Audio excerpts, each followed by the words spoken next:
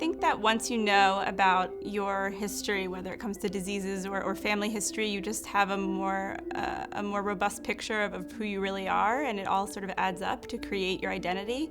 I know knowing about my family's history and stories about my grandparents and stuff, that shapes me in a lot of ways. So I think that maybe Jewish genetic disease knowledge is just another piece of that picture.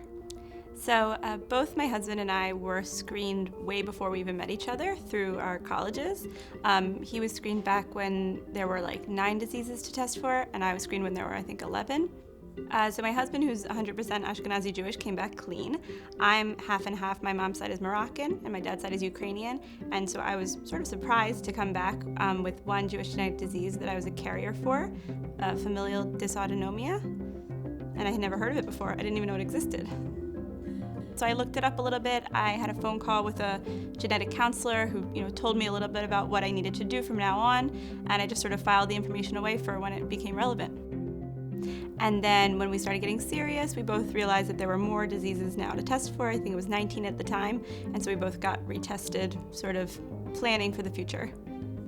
So my son Avishai, he's 1 year, 1 week, and he was born last summer and totally changed my entire life, made me a mom, made my husband a father, and life is way better now that he's here.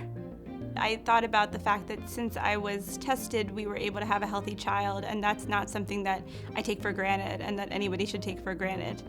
By being tested, we were made aware of what could be, and now that we have a healthy child, we can understand that blessing even more. It was sort of amazing to me to find out that I had been carrying a disease that I knew nothing about and that I assumed that most of my peers didn't know about either. And I became a little bit like a, advocate for Jewish genetic disease testing. My friends made fun of me for this new hobby. And so I started telling everyone I knew to get screened and started volunteering for the Victor Centers. I've definitely suggested testing to people and they've sort of brushed me off, especially if it's not immediately relevant. They say, oh, I'm not going to have kids for a year or two, or, we're not even trying.